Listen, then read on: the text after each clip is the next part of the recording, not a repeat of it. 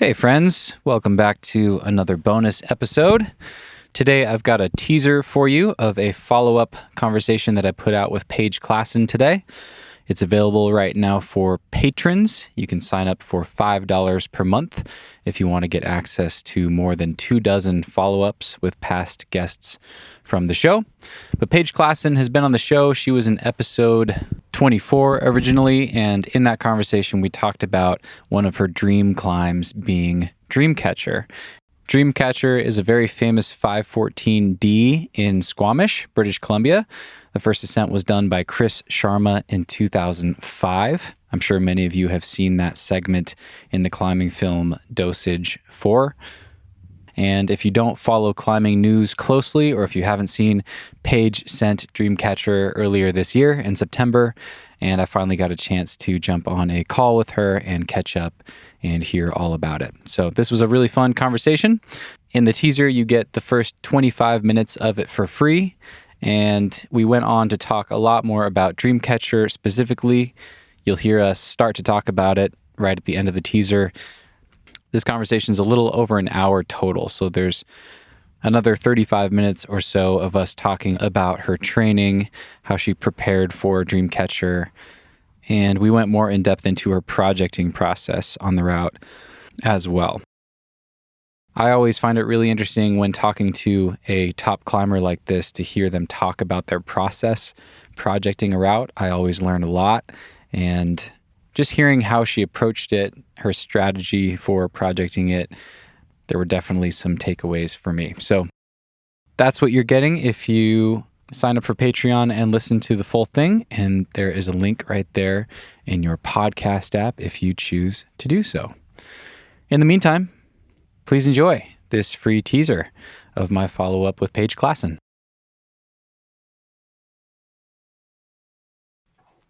Hi. Hey, Stephen. How's it going? Good. How are you, Paige? Good. Good morning. Yeah. How's life? Life is good. Nice. Life is good. Yeah, we've got some blue skies outside today here in Washington. Nice. It's been a very... I guess that's a little unusual. It is. It's special when it happens. Yeah. Yeah. Nice. How are you? In sunny Colorado? Yep. It's like 75 degrees here every day, which is everyone's dream, but I love the winter, so I'm like... Oh. Yeah, I like when it's cold. Okay. So, we'll see if that ever happens again. Because... Totally. Yeah, I know. It's like someone posted, I think it was Drew Ruwana just posted that December is the new September with like the 10-day forecast, and it was like all exactly. 60s. Yeah. It's crazy. Ridiculous. But whatever. Yeah. It's nice outside. Do you like the cold because of climbing or other, like cozying up and other things? Personal. Okay. Yeah. I don't like being hot. It's actually like too hot to climb at a lot of crags here right now. Yeah. So. That is But sad. It's fine. We're just complaining about silly things. The main problem is like the wildfires in the summer. Yeah. We're just like, good climbing temps in December means, bad climbing a lot of the rest of the year. Right. True. So. Yeah. I know. I'm always, every year these days, I'm wondering if like this year is kind of a fluke or like, is this the new average or is this like, obviously it's trending in a obvious direction, but hopefully this is still like an outlier December. Yeah, I don't know. Yeah, we'll see. There's no normal anymore. Nothing's normal. Paige, it's so good to have you here. I'm already recording. We can just roll right into it. Awesome. Yeah, great to see you glad again. To be here. Yeah, I guess we've normally chatted on audio. Yeah. I switched like a year ago maybe to doing more Zoom and FaceTime and things like that over just talking on the phone. And I like it. Yeah, me too. Yeah, it's fun. I'll jump straight into some questions. Of course, we're talking in December 2021 for people listening, and you recently did a route that we had talked about last time. At the end of our first conversation, you talked about Dreamcatcher in Squamish, 14D. That one was important to you. You were excited to go back. It was full-blown COVID. Obviously, we're still going through that, but you were able to get up there and do that in September. So I have questions about that. But before that, I want to congratulate you and ask you about another 14D, and say that you were very sneaky because last time we talked, it was mid-June of last year, and you didn't mention this route at all. But between when we recorded and when I released the episode, like 3 weeks later, you had just sent kryptonite. Oh, okay.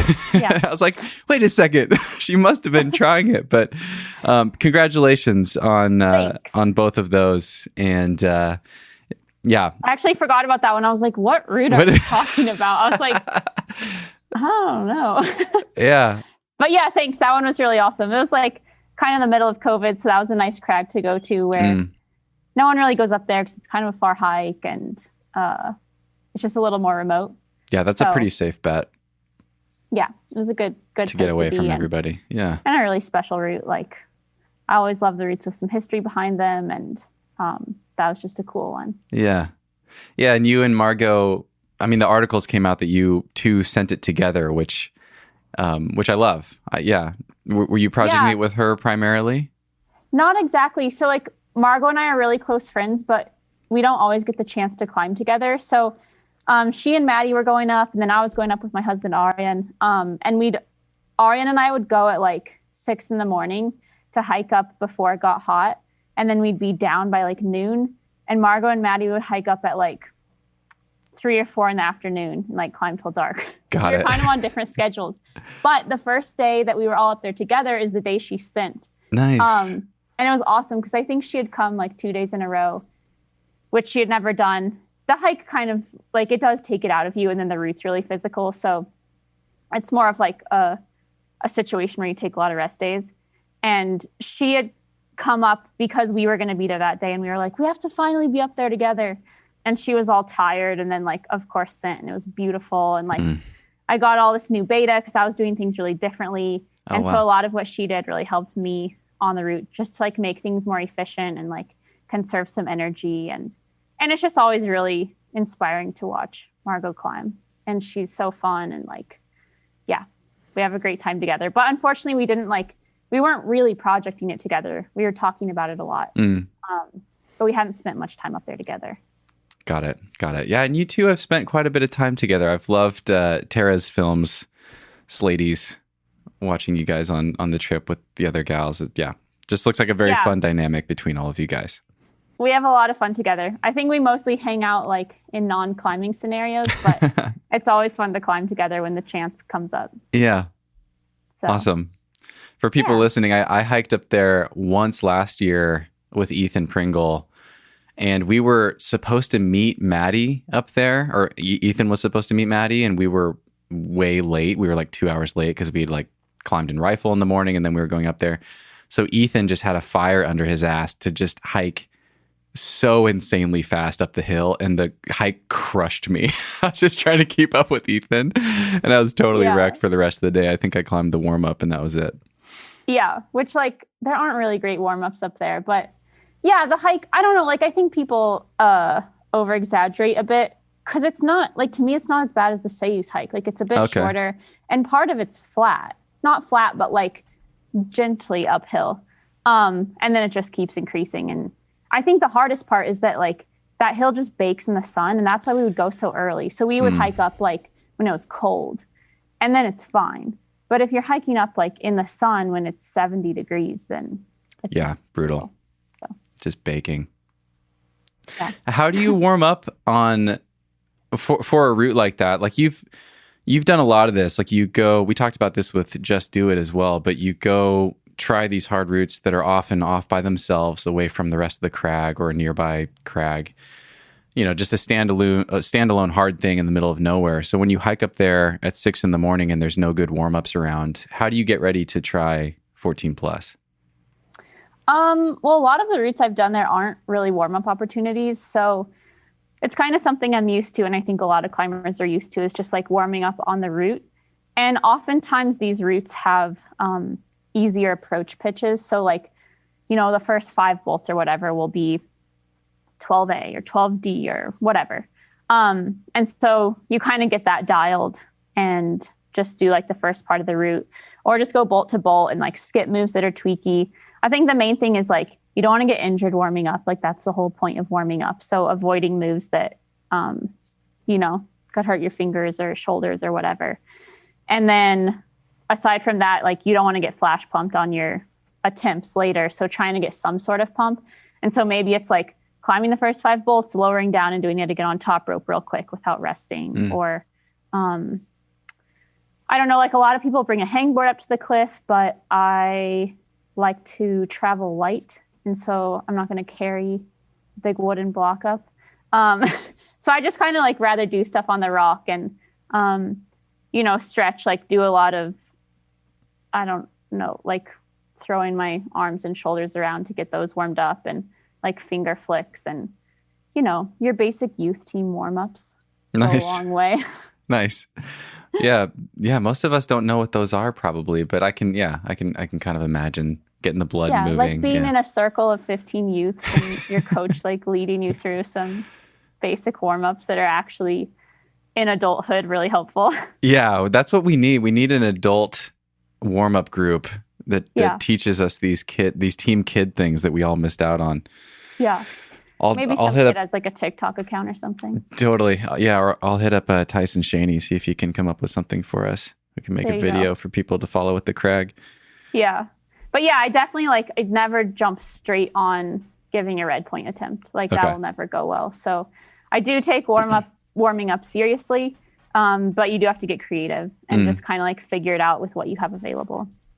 Awesome. Yeah, that's a really good skill to develop with boulders too. I mean, it's so often that it's like, you're hiking to one boulder in the middle of nowhere that's hard that you want to try, or it's so much logistics to go somewhere else first to warm up. It's just not even worth it. And it's like hang off the lip and do a couple pull-ups, some push-ups on the ground. Like if you have injuries, take care of those. TheraBand. Yeah. Just got to find the routine that works for you. I wanted to ask you how you think about a project when you're in the midst of it and whether or not it's important to you to keep your cards close to your chest, so to speak.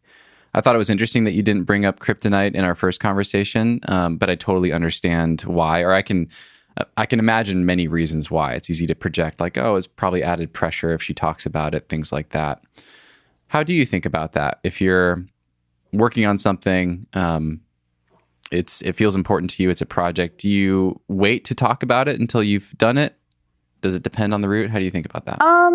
No, I actually really like sharing about my process. Probably the reason I didn't talk about kryptonite is because it was in the beginning phases of COVID when everyone was like pretty locked down. Yeah. And so it was still like up in the air whether climbing outside was totally acceptable. And so we were just like being careful and not talking about it too much. Got it. But no, I really like talking about my process because I think it's super important. And like, that's the whole point of projecting is you don't know if you're going to succeed or not. So like if all you hear is about all these pros just sending all the time and you think that's all that's happening, like it's not very realistic and it doesn't set a good tone for anyone else who's, trying to set themselves up for success, but also knowing that it's not a guarantee. And so that's why with Dreamcatcher, like I tried to post a lot about it. I would post videos of my attempts, even though like that's not something I would really watch. It's like not content that would be of interest to me, but I don't know. People seem to be psyched and like to watch the process. And, it's interesting to see too, like we watch these videos that are beautifully edited and cut and you don't know like the pace of someone climbing or that like someone is really flailing when they're projecting. Like, sure, it can look beautiful when you send, but all the times working up to that are really like a struggle fest. And so I think it's cool to share those parts and to be like, because I think people often don't realize what they're capable of either. And so it's like, oh, if my first attempt on a hard route, like I can't do any of the moves and it's too hard for me. And you're like, well, here's my first attempt. And like, maybe that wasn't the best example because normally my goal in the first few attempts is to do all the moves.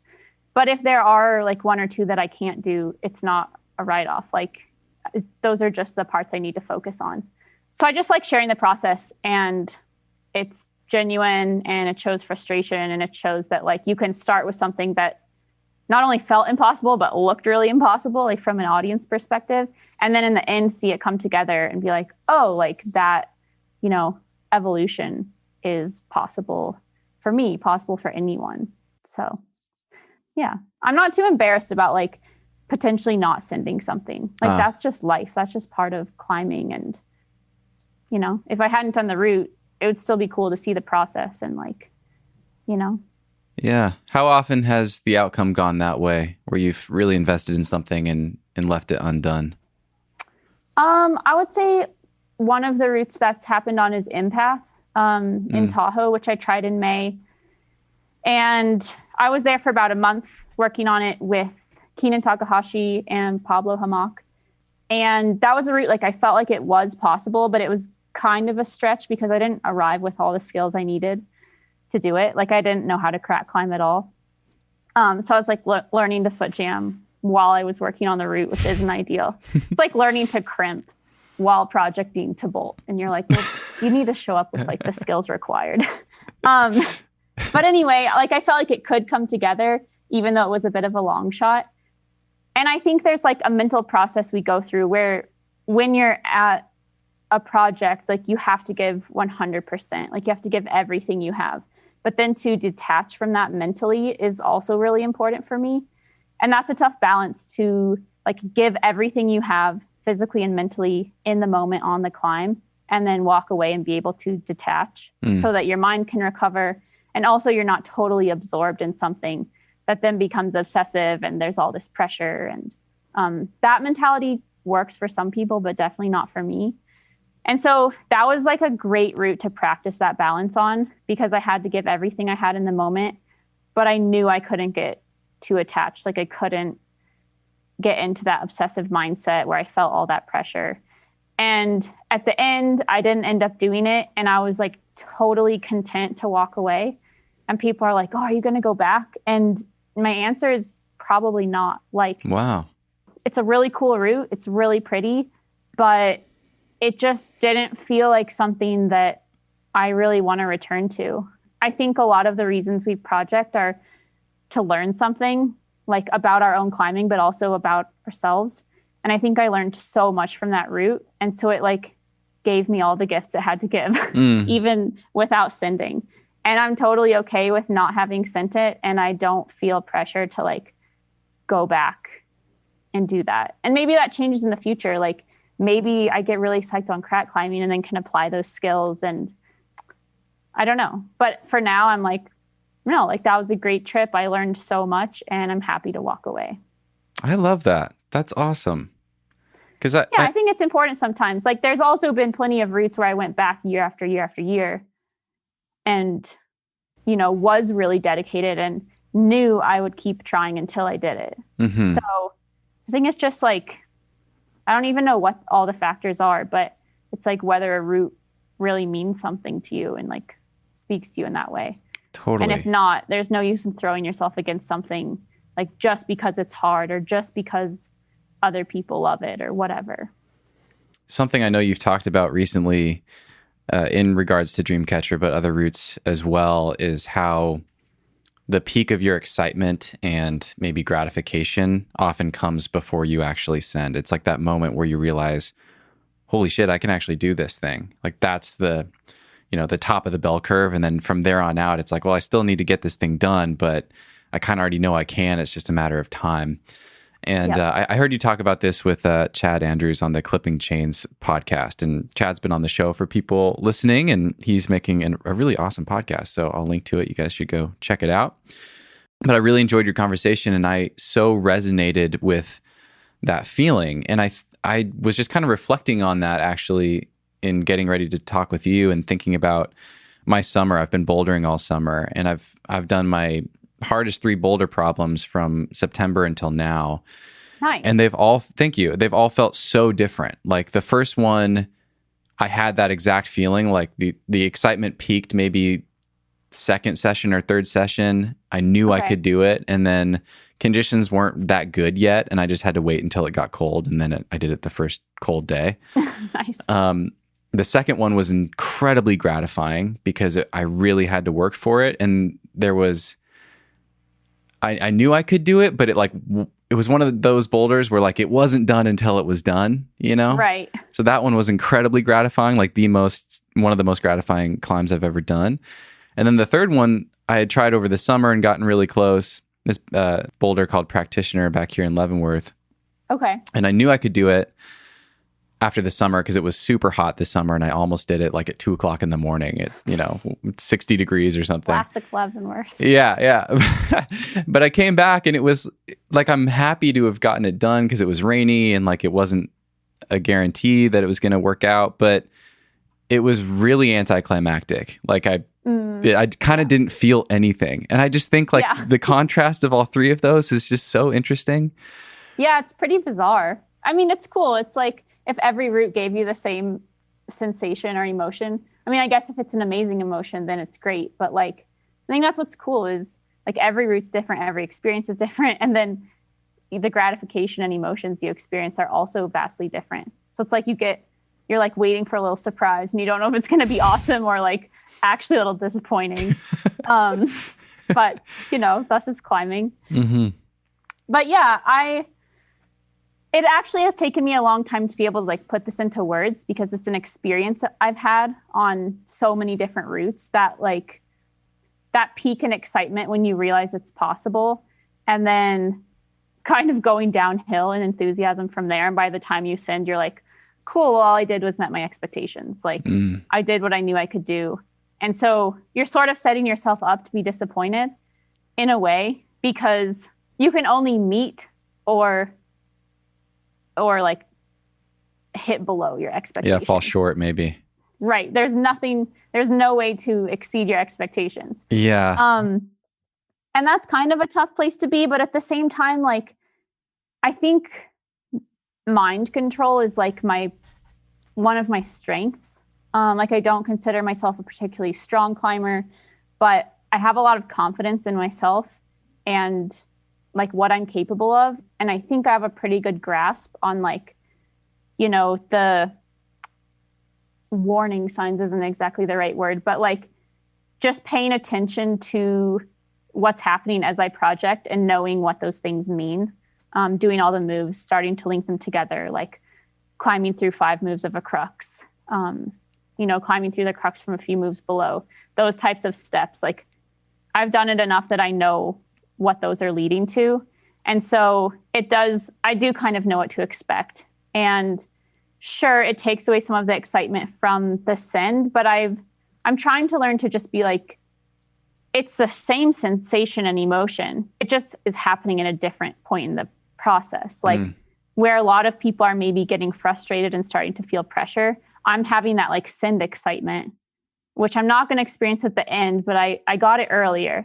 And so you're still getting that, like, I don't know, like those endorphins and that excitement and that like happiness over a route. It's just coming at a different time. And so I'm just learning to appreciate that and to know that that's like part of my process and maybe part of what helps me to do routes that are hard for me. Like believing and knowing that I can do it long before I do it might be like my key to success because I don't heap that pressure on myself. And I kind of just trust the process. And maybe without that, I wouldn't be able to succeed on some of these routes. So I've tried to just accept it as like, cool, this is my process. It's different than other people's. I don't lower off elated when I send and like, have a rager that night and like feel like I'm on top of the world. I'm kind of just like, all right, cool. Well, it's another day of climbing. And just to accept that. And that's helped a lot. And it's helped to talk through it with some friends as well. And you recently interviewed Joe Kender, and he didn't know he was helping me, but I messaged him after he sent Kinder Cakes and I was like, dude, good job. So psyched for you. And he was like, thanks, Paige. That one meant a lot to me.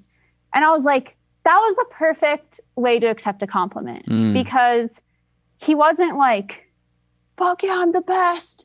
He just like accepted the compliment and was like, yeah, I worked really hard and it was really meaningful to me.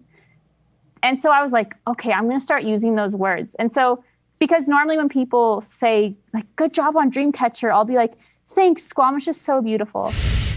And so I've started to be like, thanks, it meant a lot to me. And it's helped. Like it helps me internalize like, yeah, it did mean a lot to me. And even though that sentiment came at a different time in the process, like it's no less important. So I love that. I think it, for the person reaching out and telling you that response makes it even more inspiring. It's like, oh yeah, this wasn't just, this isn't just something that this person can do, every climbing day. Like this took work. This took dedication. It was meaningful. And that comes with like maybe showing the process, if you show that there were a lot of failures, it kind of matches up with like, yeah, this meant a lot to me. Whereas if you just show the send and then you're like, oh, yeah, whatever, then it does kind of send that message even internally that like, oh, that wasn't a big deal. Right. Right. Which like we might as well celebrate what we've worked hard for. Yeah, so, absolutely. Is it always that way or does it change depending on the route? I would say it's often that way because I do realize I can do something before I do it. Like it's rarely a surprise when I send. And maybe that's where a lot of that enthusiasm comes from, is like there's still that uncertainty of like, will I do it? Is it possible? And so when you prove to yourself that it's possible, you're like, yes. But if I've already like fully accepted that it's possible, then I've like taken away that uncertainty for better or worse. And obviously like that sounds like a stupid thing to say because it's never certain. Right. But I think it's just like a confidence in yourself that like, I'm certain I'm capable of doing this. Like, will it happen? And that's how I felt on Empath. I was like, I know I can do this. Will it happen? I have no idea. And maybe that's why, like, probably at Empath, I peaked in that excitement when I realized it was possible. And that's why I didn't need to send. That's why I don't feel the need to go back and send, is because I already got my high from the route. So, like, why should I go back and, like, experience the lack of gratification of sending that I normally experience? I don't know. Maybe that's a pessimistic way to look at it. I mean, it's just interesting because I wonder what makes it go one way or the other. Like why, if you felt the same way about Kryptonite or about Dreamcatcher, what was it that made you stick through and send? Right, that's a good point. Because I get it too. Like I had, when I think about my own climbs this summer, like some of them felt that way. It's like, I almost don't feel like I need to bother finishing this because I've got, like you said, I've gotten what I wanted to get out of it, but then some part of me is like, no, you have, like, that's the game that we're playing. Those are the rules. Right. Like you have to finish, but I still don't know if that's important to me personally, or if that's just important because of how I know it will be perceived by others. It's interesting. I mean, I think if that becomes your habit of like, cool, I know I can do it, I'm walking away, then you're going to lose all of that. Like, that's fine if that's what the joy you get out of climbing. Like, it's an arbitrary sport. Like a boulder you're topping out, but sport climbing, you're going like partway up a cliff and then lowering. So if you don't feel like you need to send to like get your pleasure out of it, then that's fine. But I think for me, if I were to start choosing that path, like then it would not be satisfying. Okay. And so I think like I'm also a person who likes to tick things off. Like I like to tick the boxes. And so, maybe there's still like a 1%, like I still have to tick the box to fully, totally get that. Yeah. So I don't know. That's an interesting point though. I haven't thought of it that way, but I've also never considered like walking away from something once I realized I could do it. It's more like whether time schedule forces you away and then you have to accept that. Like that's what happened with Empath. Got it. I've never been like, cool, I'm capable, I'm good, I'm out. Okay. So, yeah. Tell me more about the process with Dreamcatcher. I know you had tried it before. You were excited to go back to it. You had a long time away from it with COVID and travel restrictions and the border being closed. How did it go when you made it back up there? Well, it's funny. Some media. Hey friends, I hope you enjoyed that teaser of my follow-up with Paige Claassen. If you want to listen to the full thing, you can do that right now. It takes just a few minutes to sign up for Patreon. It's $5 per month to get access to more than 24 follow-ups so far on the show. And you can cancel at any time, no questions asked. There's a link right there in your podcast app, or you can go to the website at thenuggetclimbing.com and click on the support the podcast button at the top and you'll find your way from there. There's also a page, if you click on episodes, there's a page called follow-ups and you can see who else I've done follow-ups with. And there's teasers and descriptions of all of those follow-up episodes all in one spot. So a lot of value for $5 per month. You can think of it as buying me a beer at the brewery. And most of all, it supports the podcast and keeps this thing rolling. Thank you guys again for listening. I appreciate you, and we'll see you next time. Move with the rhythm, shake it up, stop when the clock hits 13. Sing 1, 2, 3, 4. Cause no one can do it like we do it, like we do it, like we do it. Cause no one can do it like we do it, like we do it, like we do it. Cause no one can do it like we do it, like we do it, like we do it. Cause no one can do it like we do it, like we do it, like we do it.